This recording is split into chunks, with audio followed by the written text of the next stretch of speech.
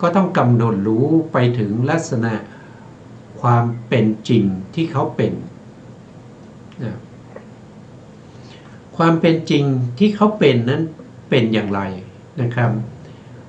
ในการเดินนะครับในการเดินเมื่อจิตไม่ใช่เรานะมันเป็นสภาวะของจิตแล้วก็เจตสิกนะครับเมื่อจิตเจตสิกคิดที่จะเดินจิตนั้นก็จะทำให้วายโยธานั้นเกิดการหวั่นไหวการเคลื่อนไหวอิริยาบถทั้งหมดไปข้างหน้าด้วยการแผ่ขยายของวายโยธาอันเกิดจากกิริยาของจิตนั้นเรียกว่าการเดินมีอะไรนะหนึ่งก็คือมีจิตนะหนึ่งก็คือมีจิตสองก็คือมีกายนะที่เป็นไปนะที่เป็นไปในการเดินไปนะแล้วก็ยังมีการแผ่ขยายของวายโยธาอันเกิดจากกิริยาของจิตจึงเรียกว่าการเดินทีนี้เราก็ต้องรู้นะครับเราก็ต้องรู้ว่า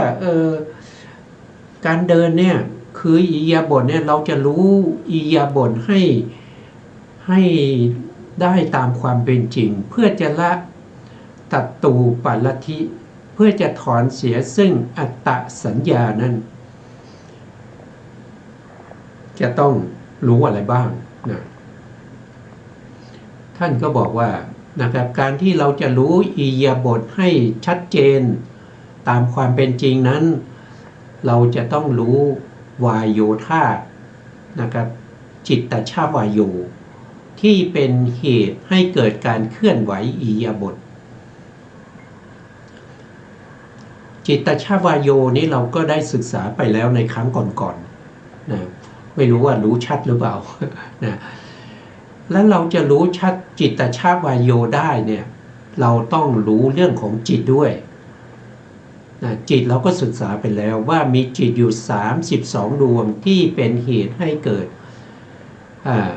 การเคลื่อนไหวของอิริยาบถการแผ่ขยายของวายโยธาอันเป็นกิริยาแห่งจิตเหล่านั้นนะเราต้องรู้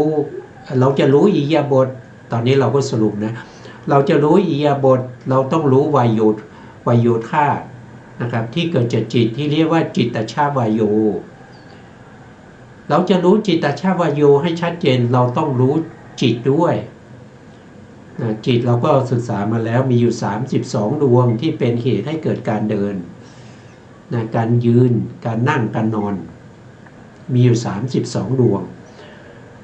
32ดวงนั้นก็คือได้แก่อกุศลจิต12หาสิตูปาทจิต1มโนทวราวัชนะจิตอีก1แล้วก็มหากุศลจิต8มหากิริยาจิต8และอภิญญาจิตอีก2แต่ถ้าเราพูดถึงว่าเราเป็นปุถุชนเนี่ยเราก็ต้องตัดประเภทที่เป็นกิริยาออกไปเพราะกิริยาเป็นจิตของพระอรหันต์เพราะฉะนั้นก็ต้องตัดมหากิริยาจิต8หาสิตุปาทจิตอีก1ออกไปแล้วก็ตัดเราไม่ได้ฌานเราก็ตัดอภิญญาออกไปอีก2นะเพราะฉะนั้นก็เหลืออยู่จิตอยู่21ดวงที่เป็นเหตุเป็นปัจจัยให้จิตตชวายโยเกิดขึ้นแผ่ไปในอาการเคลื่อนไหวของกายเพื่อทำให้กายนั้นเคลื่อนไปข้างหน้าด้วยอาการแผ่ซ่านไป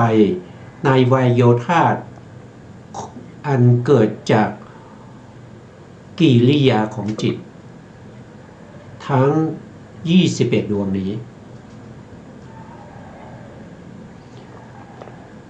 ทีนี้เมื่อเรารู้ทั้งเราจะรู้อิริยาบถชัดเจนเราต้องรู้วายโยธาที่เป็นจิตตชวายโย จิตตชวายโยเรารู้แล้วใช่ไหมครับว่า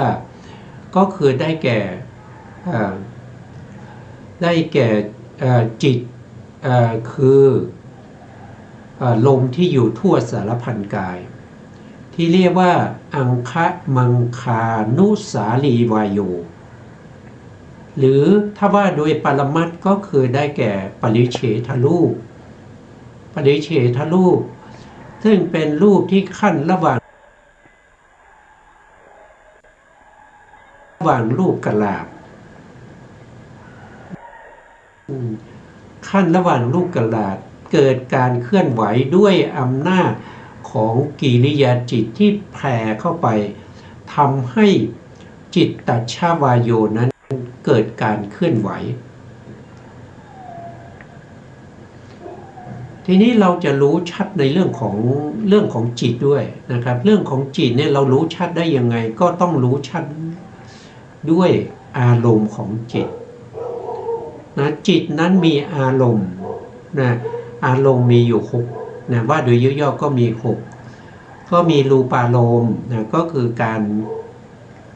สีที่สามารถจะเห็นได้ด้วยจักขุวิญญาณอันนี้คือรูปารมณ์มีรูปารมณ์นะแล้วก็มีสัทธารมณ์คือเสียงแล้วก็มีคันธารมณ์คือกลิ่นแล้วก็มีรัสสารมณ์คือรสแล้วก็มีโพธพารมณ์ก็คือการถูกต้องสัมผัสแล้วก็ยังมีธรรมารมณ์ธรรมารมณ์นี่คือการนึกคิดถึงสิ่งไหนสิ่งนั้นก็เป็นธรรมารมณ์ให้แก่จิตเมื่อรู้ชัดเรื่องของอารมณ์จะรู้ชัดเรื่องของอารมณ์ได้ก็จะต้องรู้ชัดถึงปัจจัยของรูปและนามเหล่านั้นนะก็จะมีอยู่5อย่างที่เราต้องรู้นะ1ถ้าเราจะอิริยาบถเนี่ยเราจะต้องรู้ให้ชัดเจนเราต้องรู้จิตตชวายโยเราจะรู้จิตตชวาโชเราต้องรู้เรื่องของจิตเราจะรู้เรื่องของจิตที่เป็นเหตุเป็นปัจจัยให้เกิดวายโยได้ชัดเจนเราต้องรู้อารมณ์ของจิตด้วยเราจะรู้อารมณ์ของจิตได้ชัดเจนเราต้องรู้ปัจจัยของอารมณ์ด้วยนะก็จะต้องรู้5อย่างนะครับรู้5อย่างถึงจะทำให้รู้เรื่องของอิริยาบถได้ชัดเจนส่วนเรื่องของอิริยาบถจะรู้ชัดเจนนี้เราก็จะว่ากันต่อไปนะครับมันมีทั้งปริยัติแล้วก็ปฏิบัตินะเรื่องของวายโยจิตตชวายโยคือวายโยที่เกิดจากจิตเราก็ศึกษาไปครั้งก่อนแล้วก็ศึกษาเรื่องของจิตไปแล้วนะครับเรื่องของอารมณ์นะครับเรื่องของอารมณ์เรายังไม่ได้พูดถึงเลยนะครับเรื่องของอารมณ์นะแล้วก็เรื่องของปัจจัยเราก็ยังไม่ได้พูดถึงนะครับวันนี้เราข้ามไปพูดเรื่องของปัจจัยก่อนนะครับพูดในเรื่องของปัจจัยก่อนนะปัจจัยว่าโดยย่อก็จะมีอยู่24ปัจจัยนะก็จะมี1ก็คือเหตุปัจจโยนะเหตุปัจจโยก็คือเหตุ6เป็นปัจจัยนะเหตุ6เป็นปัจจัยให้แก่ปัจจยุบันนะปัจจยุบันนั้นก็คือได้แก่สภาวธรรมที่เกิดพร้อมกันกับเหตุปัจจัยนั้นนะเราก็ข้ามมาดูเรื่องของปัจจัยก่อนนะครับปัจจัยก็จะมีดังนี้นะครับปัจจัยนะครับปัจจัยว่าโดยพิสดารนะครับก็จะมีอยู่47ปัจจัย1ก็คือเหตุปัจจัยเหตุปัจจัยก็คือธรรมที่ช่วยอุปการะโดยความเป็นเหตุธรรมที่ช่วยอุปการะโดยความเป็นเหตุ ก็คือหมายถึงว่า ยกตัวอย่างเช่นนะครับถ้าเวลาที่เราเดินเนี่ยเราเดินด้วยความดีใจเราเดินด้วยความดีใจนั่นแสดงว่าเกิดจากจิตที่เป็นโลภะทีนี้จิตที่เป็นโลภะที่เป็นเหตุเป็นปัจจัยให้เกิดวายโยธาแล้วเกิดการเดินขึ้นมาก็จะประกอบด้วยเหตุสองนั่นก็คือโลภะเหตุและโมหะเหตุอันนี้แหละเป็นเหตุปัจจัยเป็นเหตุปัจจัยที่ทำให้เกิดการเดินเพราะเราดีใจเราก็เดินนะอย่างเขาเรียกเราไปรับรางวัลอย่างนี้เราก็เกิดความดีใจเราได้รางวัลเราก็เดินไปเพื่อจะรับไอ้การเดินตรงนั้นแหละเกิดจากเหตุปัจจัยเกิดจากโลภะเหตุแล้วก็โมหะเหตุเป็นเหตุเป็นปัจจัยให้เราเดินในขณะเดินมีความยินดีด้วยเพราะเป็นโลภะที่ประกอบด้วยเวทนาที่เป็นสมนัสเวทนาก็จะเป็นอย่างนี้แต่ถ้าว่าด้วยอารมณ์ใช่ไหมครับอารมณ์ของโลภะนั้นก็คือได้แก่อะไรถ้าเราได้ยินเสียงเขาประกาศชื่อเราอันนั้นก็เป็นสัทธารมณ์เป็นสัทธารมณ์เป็นเสียงอย่างนี้เป็นต้นนะครับอารมณ์ที่สองโทษทีปัจจัยที่สองก็คือได้แก่อารัมมณปัจจัยอารัมมณปัจจัยก็คือธรรมที่ช่วยอุปการะโดยความเป็นอารมณ์เมื่อเราเห็นแล้วดีใจหรือว่าเมื่อเราเห็นแล้วไม่ดีใจเสียใจหรือว่าเห็นแล้วเฉยๆนะสิ่งที่เราเห็นคือรูปารมณ์ทำให้เราเกิดความดีใจมีอำนาจต่อจิตนะเมื่อเห็นแล้วสิ่งที่เห็นนั้นเป็นอารมณ์ที่ดีเขาเรียกว่าเป็นอิทธารมณ์ก็ทำให้เกิดเป็นโลภะมูลจิตนะเกิดเป็นโลภะมูลจิตโลภะมูลจิตก็เป็นเหตุปัจจัยให้เกิดกิริยาเกิดอาการกิริยามีการเดินเป็นต้นนะครับมีการเดินมีการยืนเป็นต้นเหล่านี้เกิดขึ้นนะถ้าได้ยินเสียงแล้วเกิดโทสะอันนั้นก็เป็นอารมณ์ที่ไม่ดีก็เป็นอนิถารมณ์ก็ทำให้เราต้องโกรธทำให้เราไม่พอใจแสดงอาการเดินด้วยการกระทืบเท้า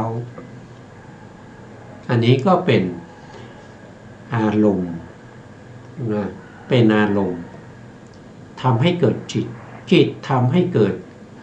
จิตตชาวายโยจิตตชาวายโยเป็นเหตุเป็นปัจจัยให้เกิดอิริยาบถขึ้นมาต่อไปนะครับเหตุอันที่สามนี้เรียกว่าอาธิปติปัจจัยอาธิปติปัจจัยก็คือธรรมที่ช่วยอุปการะโดยความเป็นอธิปดีนะอธิปดีก็จะมีเราก็รู้แล้วอธิปดีคืออะไรนะครับเราศึกษามานะครับในเรื่องของจิตนะก็จะมีฉันทาธิปติก็คือฉันทะเจตสิกนะ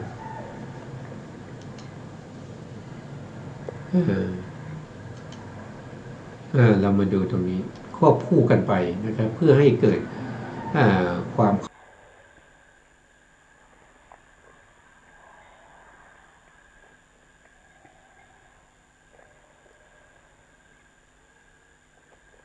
เข้าใจได้นะถ้าฉันทะเจตสิกเนี่ยก็จะอยู่ตรงนี้นะครับฉันทะเจตสิกนี้เป็นอธิบดีได้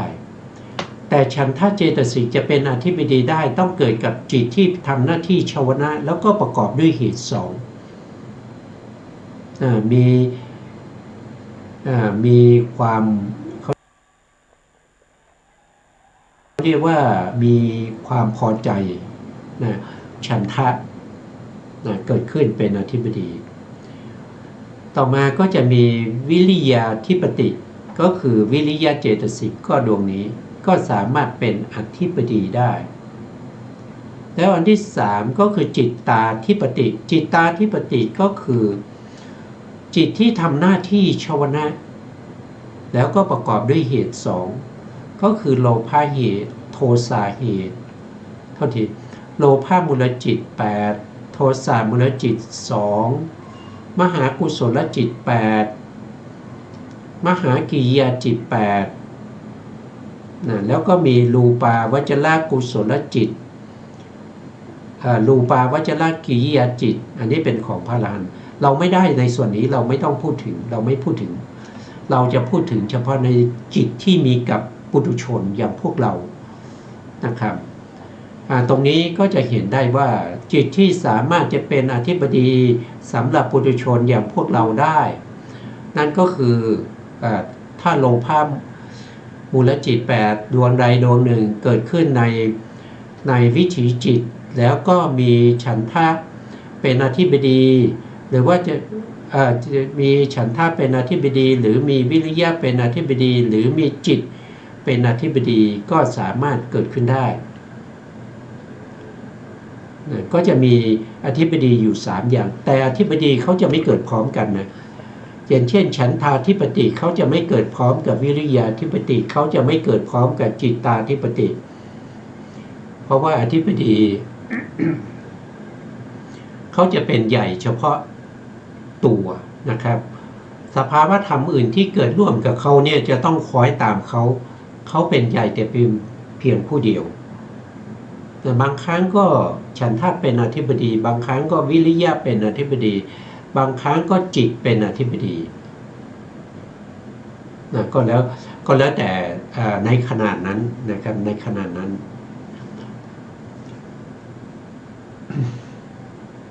ต่อมาก็จะเป็น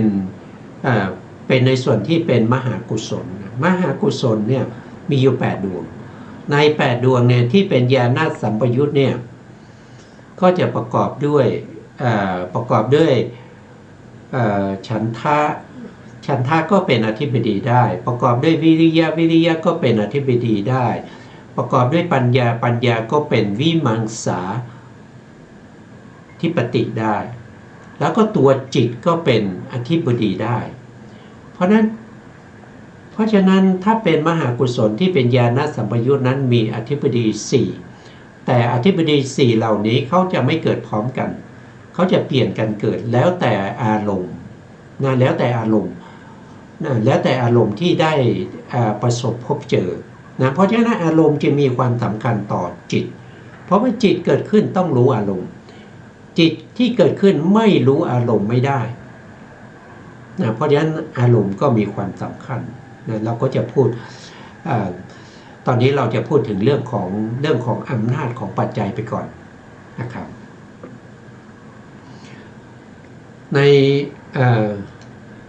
ในส่วนที่เป็นอธิบดีเนี่ยเขาก็จะแยกออกเป็นปัจจัยถ้าแยกโดยความเป็นชาติอธิบดีเนี่ยทำที่ช่วยอุปการะโดยความเป็นอธิบดี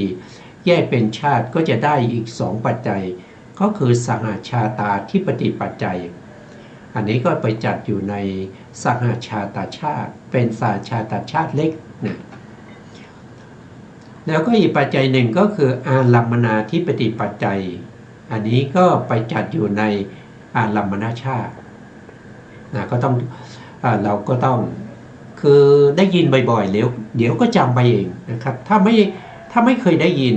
ก็ถือว่าเป็นบุญที่ได้ยินเรื่องของปัจจัยเรื่องของประธานที่พระพุทธองค์แสดงไว้เมื่อเราฟังก็เป็นบุญแล้วนะครับแม้กระทั่งสัตว์เดรัจฉานนะเช่นค้างคาวนะครับฟังไม่รู้เรื่องนะครับแต่ได้ยินพระภิกษุท่านสาธยายพระอภิธรรม7คัมภีร์ในถ้ำแล้วก็มีความเพลิดเพลินไปกับเสียงนั้นแล้วพัดตกจากผนังถ้ำมาตายด้วยผลบุญนั้นยังให้ ค้างคาวเหล่านั้นไปเกิดเป็นเทพบุตรไปเกิดเป็นเทพบุตรแล้วก็มีกบมาฟังธรรมนะครับพอมาฟังธรรมพระพุทธองค์แสดงธรรมกบนั้นมาฟังธรรมกำลังฟังธรรมอยู่ดีๆนะครับก็มีคนเลี้ยงโคนะครับก็มาฟังธรรมเหมือนกันนะครับหลังจากเลี้ยงโคต้อนโคเสร็จแล้วก็เดินมาทางที่พระพุทธองค์แสดงธรรมอยู่ก็ได้ยินเสียงธรรมเกิดความเพลิดเพลินก็ยืนฟังธรรมโดยเอาปะตักนะครับแทงลงไปที่ดินโดยไม่ได้ตั้งใจทำให้กบนั้นถูกปะตักนั้นแทงแล้วก็ตายไปเกิดเป็นเทพบุตรอยู่บนสวรรค์นี่แค่ฟังธรรมไม่รู้เรื่องนะครับเพราะเป็นเดรัจฉานแต่ถือเอาเสียงของธรรมนั้นตายไปยังได้ไปเกิดเป็นเทวดานะครับเราเป็นมนุษย์เนี่ยเมื่อเราได้ฟังเราก็ยังรู้ความหมายนะเรารู้ธรรมแล้วก็รู้ความหมายด้วยนะครับถ้าเราตายในขณะนั้นเราต้องได้ไปเกิดเป็นเทวดาแล้วก็เป็นเทวดาที่มีศักดิ์ใหญ่กว่าค้างคาวและก็กบนะครับเราก็จะได้วิมานที่มีอะไรมีนางเทพอักษรนะครับมีคนที่คอยดูแลเรานะครับเป็นเทวดาชั้นผู้ใหญ่ได้นะอย่าไปดูถูกนะครับอย่าไปดูถูกว่าเราทำนี้เราไม่เคยได้ฟังไม่ฟังดีกว่าไม่รู้เรื่องอย่าไปคิดอย่างนั้นนะอย่าไปคิดอย่างนั้นถ้าคิดอย่างนั้นตายไปไม่ได้ขึ้นสวรรค์นะการคิดแบบนั้นมันเป็นอกุศลนะครับอกุศลให้ผลไปที่ไหนนะครับไม่อยากฟังธรรมไม่อยากฟังธรรมไปที่ไหนนั่นก็คิดเอาเองนะครับต่อไป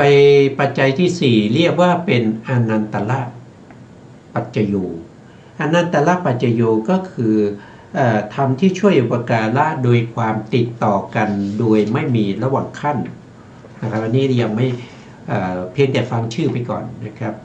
ส่วนที่จะเกี่ยวข้องกับเรื่องของอิริยาบถผมก็จะเน้นหน่อยนะครับอย่างเช่นเหตุปัจจโยนี้เกี่ยวข้องกับอิริยาบถนะครับอันนี้ธรรมที่ช่วยอุปการะโดยความเป็นเหตุนะครับอันที่2ก็คือได้แก่สหชาตาธิปติปัจจัยนะครับอันนี้ก็เกี่ยวข้องกับอิริยาบถนะครับเป็นอธิบดีที่เกิดพร้อมกับจิตตชลูปเหตุปัจจัยก็เกิดพร้อมกับจิตตชลูปนะต่อไปข้อที่5สมานันตละปัจจัยธรรมที่ช่วยอุปการะโดยความเกิดติดต่อกันโดยไม่มีระหว่างขั้นอันนี้ผ่านไปนะต่อไปข้อที่6สหชาตะปัจจัยธรรมที่ช่วยอุปการะโดยความเกิดพร้อมกันอันนี้เป็นเหตุเป็นปัจจัยให้เกิดจิตตชลูปนะอันนี้มีความสำคัญเหมือนกันนะครับก็เรียกว่าเป็นสหชาตาชาติสหแปลว่ารวมกันชาติแปลว่าเกิดก็คือเกิดพร้อมกันนะครับสหชาติเกิดนะครับก็คือสหนี่ก็คือมีทั้งปัจจัยแล้วก็ปัจจยุบันนะครับมีตั้งแต่2ขึ้นไปสหนะมีทั้ง2ขึ้นไปเขียนเช่นสหศึกษาก็มีทั้งผู้หญิงและผู้ชายนะตรงนี้สหก็คือหมายถึงว่ามีธรรมที่เป็นปัจจยุบันปัจจยุบันก็คือเป็นผลแล้วก็ปัจจัยนะปัจจัยก็คือเหตุและผลเกิดพร้อมกันเรียกว่าสหชาตาปัจจัยนั่นก็คือหมายถึงว่านะจิตและเจตสิกที่เกิดพร้อมกันเป็นปัจจัยให้เกิดจิตตชลูปที่อุปาทาขณะของจิตนั้นนั่นก็แสดงว่าจิตเป็นปัจจัยจิตตชลูปเป็นปัจจยุบันเกิดพร้อมกันได้นะอัญญมัญญปัจจัยนะอัญญมัญญปัจจัยนี้โดยปกติที่เป็นอิริยาบถก็ไม่มีนะครับก็ผ่านไป ต่อไปนะข้อที่8ปัจจัยที่8นิสยปัจจัยนิสยปัจจัยทำที่ช่วยอุปการะโดยความเป็นที่อาศัยนะแยกออกมาได้เป็น3ปัจจัยด้วยกันนะครับหนึ่งก็คือสาชาตะนิสยปัจจัยอันนี้เป็นประเภทสาชาตะชาติเกิดพร้อมกันปัจจัยกับปัจจุบันเกิดพร้อมกันนั่นคือจิตตชรูปที่เป็นอิริยาบถเกิดพร้อมกับปัจจัยปัจจัยนั้นคือได้แก่อะไรก็คือได้แก่จิตและเจตสิกเป็นปัจจัยให้เกิดจิตตชวายโยจิตตชวายโยนั้นก็แผ่ไปเพื่อทำให้อิริยาบถเกิดการเคลื่อนไหวเพราะฉะนั้นจึงเกี่ยวข้องกับอิริยาบถด้วยนะเราจะดูตรงที่ส่วนมากก็จะมีคำว่าสหชาตะนี้แหละนะครับที่จะทำให้เกิดอิริยาบถเกิดการเคลื่อนไหวอิริยาบถมีการเดินมีการยืนมีการนั่งแล้วก็มีการนอนก็เกิดจากสหชาตชาตินี้แหละปัจจัยที่2นะครับก็คือวัตถุปุเรชาตะนิสยปัจจัยอันนี้ก็ไม่เกี่ยวกับอิริยาบถนะต่อไปนะครับไม่เกี่ยวกับจิตตชวายโยนะครับแล้ววัฏฐาลัมมณปุเรชาตานิสยปัจจัยนี้ก็ไม่เกี่ยวก็ผ่านไปนะปัจจัยที่9อุปาณิสยปัจจัยอุปาณิสยปัจจัยทำที่ช่วยอุปการะโดยความเป็นที่อาศัยเกิดที่มีกำลังมากแยกออกมาได้3ปัจจัยก็คืออารัมมณูปาณิสยปัจจัยอันนี้เกี่ยวกับเรื่องของอารมณ์ก็ไม่เกี่ยวกับจิตตชวายโยไม่เกี่ยวกับเรื่องของจิตตชวายโยนะก็ผ่านไปต่อไปอนันตลูปานิสยปัจจัยอันนี้ก็ไม่เกี่ยวนะครับไม่เกี่ยวกับเรื่องของจิตตชวายโยที่ทำให้เกิดการเคลื่อนไหวอิริยาบถนะข้อที่3ก็คือปากตูปานิสยปัจจัยนะอันนี้เกี่ยวนะอันนี้เกี่ยวเรื่องของเขาเรียกว่าเป็นอย่างเช่นอุตุอย่างเนี้ยอุตุบัญญัตินะครับแล้วก็คือหมายความว่านะปกตูปานิสยปัจจัยนี่คือเขาเรียกว่าเป็นปัจจัยที่เป็นใหญ่ปัจจัยทั้งหลายในปัจจัยทั้งหมดเนี่ยถ้าจัดเข้าไม่ได้นะจัดเข้าไปอยู่ในปัจจัย47เหล่านี้ไม่ได้ก็มาอยู่ที่ปากตูปานิสยปัจจัยก็จะเกี่ยวข้องนะครับก็มีปากตูปานิสยปัจจัยนะครับอันนี้ก็เกี่ยวข้องบางส่วนนะต่อไปในปัจจัยที่10นะปุเรชาตะปัจจัยนะครับทำที่ช่วยอุปการะโดยความเกิดก่อนอันนี้ก็ว่าโดยตรงก็ไม่เกี่ยวนะครับวัตถุปุเรชาตะปัจจัยนี้ก็เป็นเรื่องของเรื่องวัตถุก็คือวัตถุ6นะครับก็คือมีตาหูจมูกลิ้นกายนะแล้วก็หทัยวัตถุนะครับก็ไม่เกี่ยวนะก็ไม่เกี่ยวกับเรื่องของอิริยาบถนะก็ผ่านไปอารัมมณปุเรชาตะปัจจัยนี้ก็เกี่ยวกับอารมณ์ก็ผ่านไปนะครับปัจจัยที่11นะครับก็คือได้แก่ปัจฉาชาตะปัจจัยนะปัจฉาชาตะปัจจัยทำที่ช่วยอุปการะโดยความเกิดทีหลังอันนี้ก็ผ่านไปนะครับข้อที่12นะปัจจัยที่12ก็คืออาเสวนปัจจัยอันนี้ก็คือทำที่ช่วยอุปการะโดยความเสพบ่อยๆอันนี้ก็ไม่เกี่ยวข้องกับอิริยาบถไม่เกี่ยวข้องกับอิริยาบถนะครับปัจจัยที่12กรรมปัจจัยกรรมปัจจัยก็จะมีอยู่2ปัจจัยนั่นก็คือสหชาตกรรมปัจจัยสหชาตกรรมปัจจัยก็เกี่ยวกับอิริยาบถด้วยเพราะเกิดพร้อมกันปัจจัยกับปัจจัยยุบันเกิดพร้อมกันก็คือเจตนาถือว่าเป็นกรรมนะครับ เจตนาเป็นปัจจัยให้เกิดจิตตชวายโยหรือเกิดจิตตชรูปนี่เกี่ยวข้องนะครับเป็นสาชาตชาติเล็กนะต่อไปก็จะเป็นนานัคคณิกกรรมปัจจัยนานัคคณิกกรรมปัจจัยก็คือเจตนาที่เกิดขึ้นก่อนๆแล้วดับไปแล้วนะเป็นเหตุเป็นปัจจัยให้เกิดปัจจยุบันคนละขณะกันนะอันนี้ก็ไม่เกี่ยวนะต่อไปในข้อที่13นะครับปัจจัยที่เป็นวิปากปัจจัยนะวิปากปัจจัยธรรมที่ช่วยอุปการะโดยความเป็นวิบากเข้าถึงความสุขและหมดกำลังลงนะอันนี้ก็มีเป็นอันนี้เป็นสาชาตชาติกลางนะเป็นสาชาตชาติกลางวิปากปัจจัยนะครับก็คือได้แก่วิปากจิตนะวิปากจิตก็ทำให้เกิดจิตตชรูปด้วยแต่วิปากจิตเนี่ยไม่สามารถทำให้เกิดการยืนการเดินการนั่งการนอนนะครับเขาจะเกิดในส่วนที่เป็นจิตตชรูปสามัญนะครับเพราะฉะนั้นก็ผ่านไปต่อไปปัจจัยที่14อาหารและปัจจัยอาหารและปัจจัยเนี่ยก็จะมีธรรมที่ช่วยอุปการะโดยความเป็นอาหารนะครับแยกเป็น2ปัจจัยก็คือรูปอาหารและปัจจัย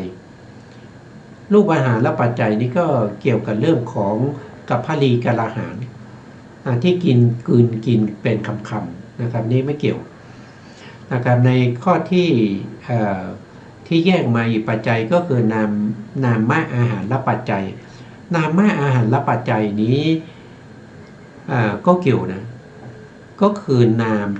ที่เป็นอาหารก็มีอะไรมีอยู่3อย่างนะครับก็จะมีผัสสะอาหารก็คือผัสสะเจตสิกนะผัสสะอาหารแล้วต่อมาก็คือ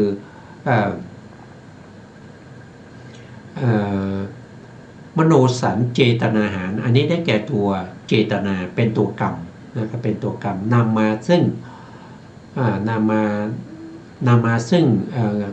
กรรมแล้วก็กรรมวิบากอะไรพวกนี้นะครับแล้วมีอีกการหนึ่งก็คือจิตก็เป็นอาหารก็เรียกว่าวิญญาณอาหารนะครับจิตนี้เป็นปัจจัยให้เกิดจิตตชรูปนะเพราะฉะนั้นปัจจัยนี้เกี่ยวนะครับก็เป็นสาชาตชาติเล็กนะต่อไปปัจจัยที่15นะปัจจัยที่15ก็คือได้แก่อินทริยปัจจัยอินทริยปัจจัยแยกเป็น3ปัจจัยก็คือสหชาตินทริยปัจจัยมีคำว่าสหชาตะนะแสดงว่าปัจจัยนี้เกี่ยวนะครับก็คืออินทรีย์ที่เกิดพร้อมกันกับจิตตชรูปอินทรีย์มีอะไรบ้างก็จะมีนามอินทรีย์นะนามอินทรีย์ก็คือได้แก่สัตทินทรีย์วิริยินทรีย์สัตตินทรีย์สมาธินทรีย์แล้วก็ปัญญินทรีย์มีเวทนาสินทรีย์ด้วยนะแต่ในที่นี้เราแค่5ปัจจัยพอเอาแค่5อย่างนะครับสัตทินทรีย์ศรัทธานะศรัทธาเป็นอินทรีย์แล้วก็วิริยินทรีย์ก็คือวิริยะก็เป็นอินทรีย์ได้ต่อมาก็คือสติก็เป็นสตินทรีย์สมาธินทรีย์ก็เป็นสมาธิแล้วก็ปัญญินทรีย์ก็เป็นปัญญาปัจจัยนี้เกี่ยวข้องนะครับปัจจัยที่2ที่แยกมาก็คืออูเลชาตินทริยปัจจัยอันนี้ก็เกี่ยวกับรูปอินทรีย์อันนี้ไม่เกี่ยวแล้วก็รูปชีวิตอินทรีย์อันนี้ก็เกี่ยวกับ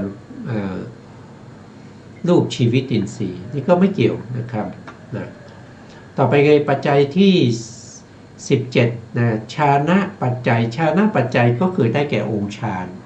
นะได้แก่องค์ฌานวิตกวิจารปิติสุขเอกคตานะครับพวกนี้เป็นเจตสิกเกิดในจิตเพราะนั้นเกิดพร้อมกับจิตเมื่อจิตเกิดนะครับก็มีจิตตชรูปเกิดด้วย ปัจจัยนี้ก็เกี่ยวนะครับปัจจัยนี้ก็เกี่ยวข้องกับอิริยาบถได้เหมือนกันนะต่อไปในข้อที่ปัจจัยที่18นะมรรคปัจจัยมรรคปัจจัยก็คือได้แก่มรรคมรรคเก้านะมรรคมีอยู่9อย่างนะครับมรรคมี9อย่างนะครับก็มีอันดับแรกเลยเป็นมิจฉามรรคก็เรียกว่าเป็นทิฏฐินะเจตสิกที่ชื่อว่าทิฏฐินั้นเขาเรียกว่าเป็นมรรคนะมรรคแปลว่าสัพพะมรรคแปลว่าธรรมที่ช่วยอุปการะโดยความเห็นเป็นหนทางเพราะฉะนั้นทิฏฐิเนี่ยเป็นปัจจัยที่เป็นหนทางนำไปสู่อบายก็ถือว่าเป็นมรรคนะครับแต่เป็นมิจฉามรรคแล้วก็มาเป็นสัมมามรรคก็จะมีสัมมาทิฏฐินะครับได้แก่ตัวปัญญาสัมมาทิฏฐิสัมมาสังกัปปะได้แก่ตัววิตกนะแล้วก็มีสัมมาวาจาสัมมากัมมันตะสัมมาอาชีวะแล้วก็มีสัมมาวายามะก็คือได้แก่วิริยะสัมมาสติก็ได้แก่สติสัมมาสมาธิก็ได้แก่สมาธิพวกนี้เกิดร่วมกับจิตเกิดร่วมกับจิตตชรูปนะครับก็นำมาซึ่งอะไรก็นำมาซึ่งหนทาง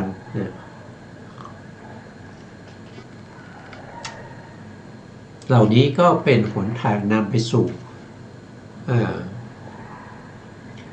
คุณงามความดีนะครับถ้าเป็นโลกียมรรคนำไปสู่บุญ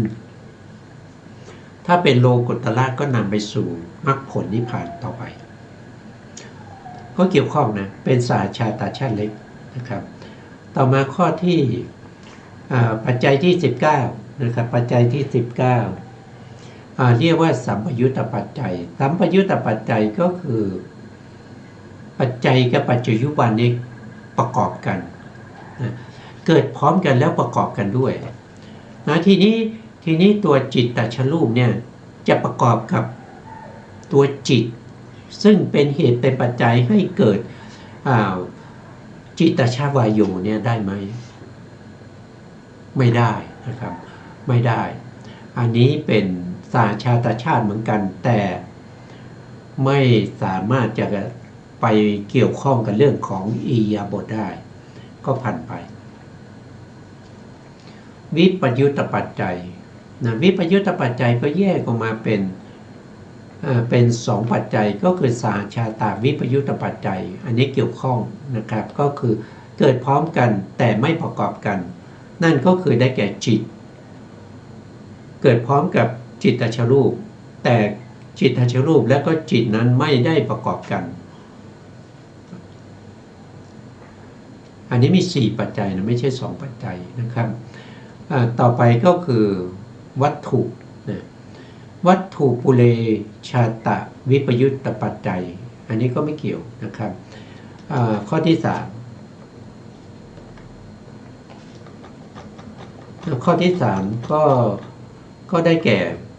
วัฏฐาลัมมนาปุเรชาตะวิปยุตตปัจจัยอันนี้ก็เป็นวัตถุแล้วก็เกิดก่อนแต่ไม่ประกอบกันนี่ก็ไม่เกี่ยวปัจฉาชาตะวิปยุตตปัจจัยอันนี้ก็เกิดทีหลังแต่ไม่ประกอบกันนี่ก็ไม่เกี่ยวนะไม่เกี่ยวกับอิริยาบถนะแต่ไปเกี่ยวกับธรรมอื่นนะครับนะเราไม่พูดถึงผ่านไปก่อนนะต่อไปข้อที่ปัจจัยที่21อัตถิปัจจัยธรรมที่ช่วยอุปการะโดยความไม่มีนะ21นะโดยความอัตถิปัจจัยธรรมที่ช่วยอุปการะโดยความเป็นผู้ยังมีอยู่นะอัตถินะอัตถินี้ยังมีอยู่นัตถิไม่มีนะอัตถิมีอยู่นะครับแยกก็เป็น6ปัจจัยด้วยกันนะเป็น6ปัจจัยด้วยกันนะก็จะมีสหชาตะทีปัจจัยอันนี้ก็คือเกิดพร้อมกันแล้วก็ยังมีอยู่นะครับคือปัจจัยกับปัจจัยยุบันเกิดพร้อมกัน แล้วก็ปัจจัยก็ยังมีอยู่ปัจจัยยุบันก็ยังมีอยู่อันนี้เกี่ยวนี้เป็นสาชาตชาติใหญ่นะปัจจัยที่สองก็คือวัตถุปุเรชาตะที่ปัจจัยนะนี่ก็ไม่เกี่ยวเรื่องของวัตถุที่เกิดก่อนยังมีอยู่นะต่อไปก็คืออารัมมณะปุเรชาตะที่ปัจจัยอันนี้ก็อารมณ์ที่เกิดก่อนยังมีอยู่ก็ไม่เกี่ยวปัจฉาชาตะที่ปัจจัยอันนี้ก็ไม่เกี่ยวเพราะว่าเกิดทีหลังยังมีอยู่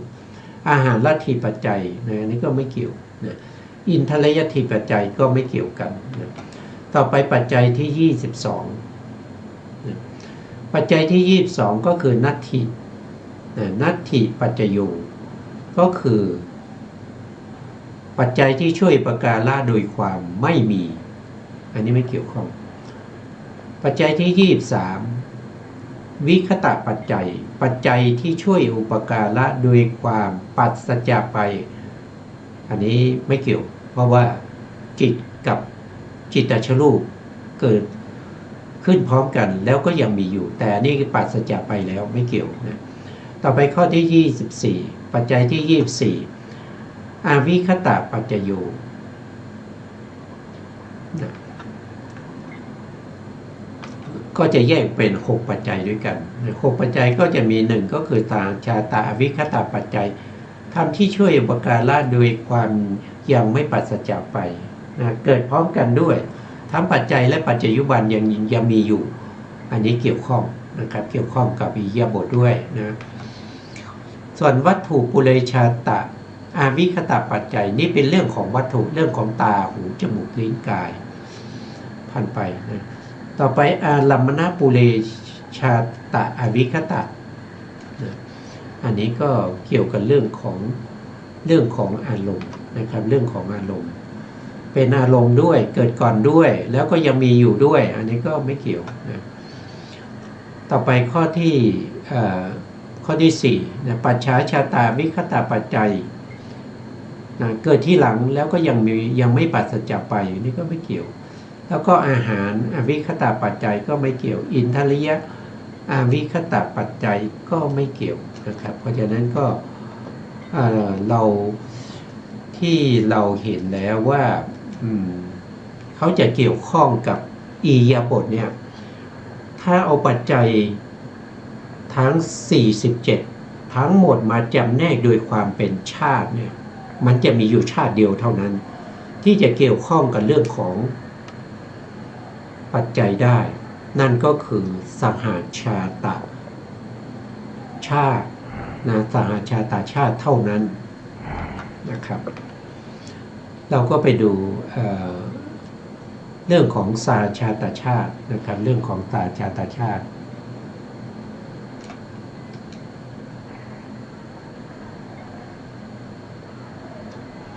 เรื่องของสหชาตชาติว่า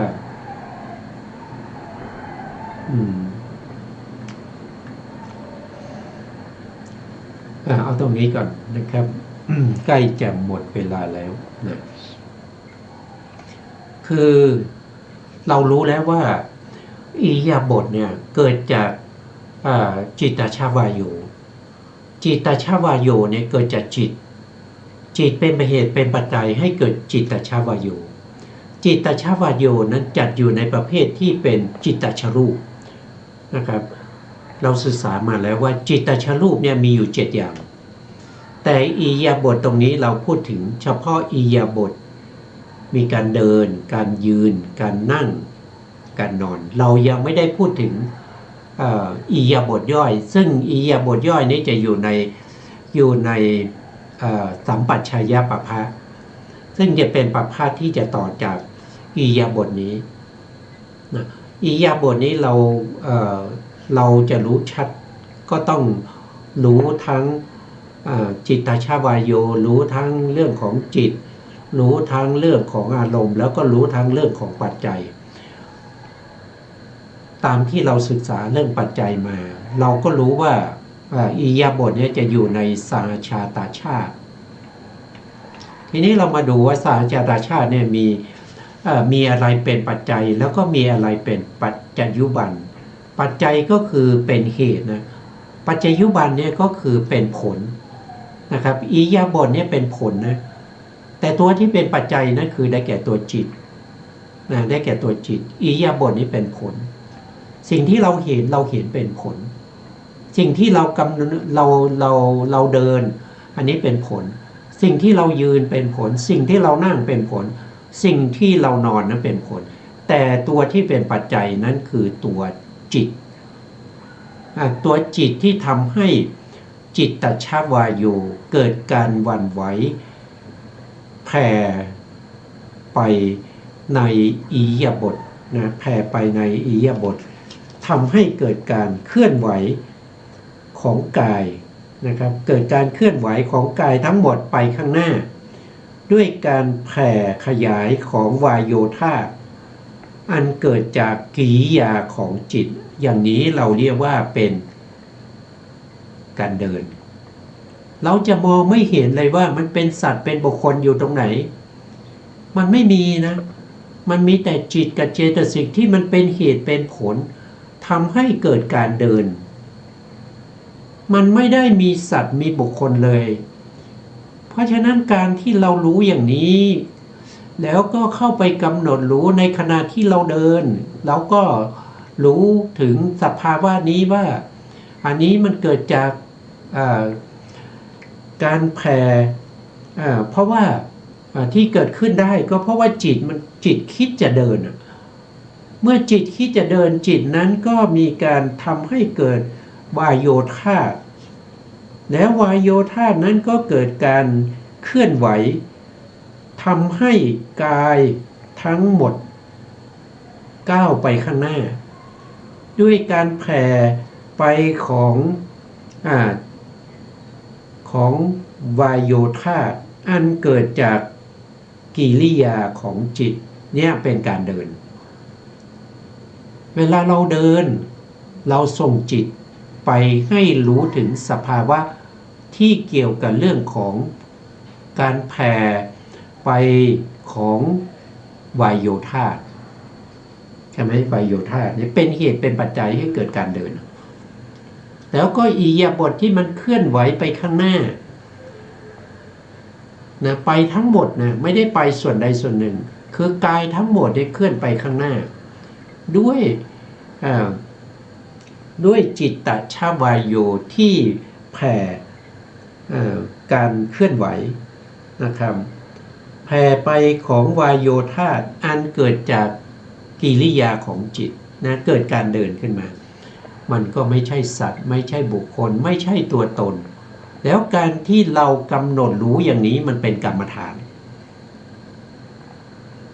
เราส่งจิตเข้าไปกำหนดรู้ถึงสภาวะนี้ที่มันอยู่ในร่างกายเรานะไม่ใช่ส่งจิตไปแล้วเลิกรู้ถึงอะไรก็ไม่รู้นะครับ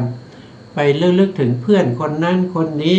นะยินดีพอใจกับคนนั้นคนนี้คิดถึงคนนั้นนะครับ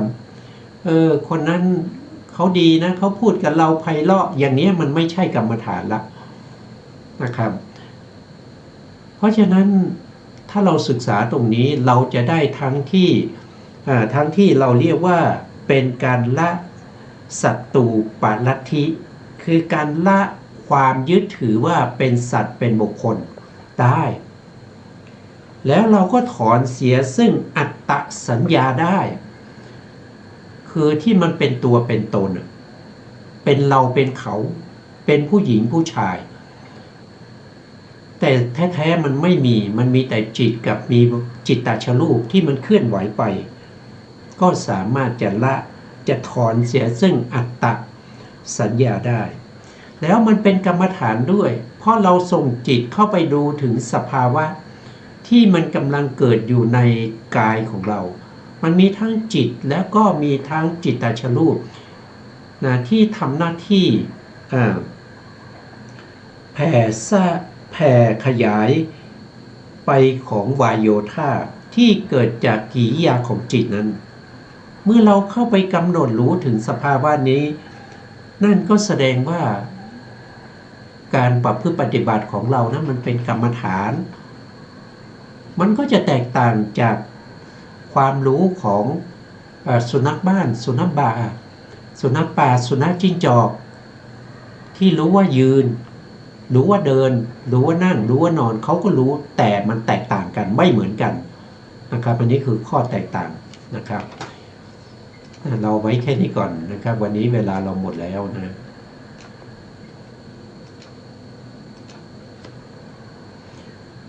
ตัวท้ายนี้ขอกราบขอบพระคุณ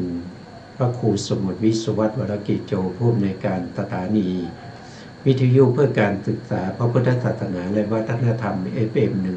104.5 เมกะเฮิรตซ์วัดฝายหินจังหวัดเชียงใหม่และขอกราบขอบพระคุณพระครูปริยัติยานุศาสตร์ขอบคุณท่านผู้ฟังและผู้ชมทุกท่านที่ติดตามในรายการพระไตรปิฎกลอยฟ้าพบกันใหม่ในโอกาสต่อไปครับวันนี้ลาไปก่อนครับสวัสดีครับสภาพไม่คงที่เปลี่ยนไปตลอดเวลาคิดไปคิดมาการยารอท่าแต่หู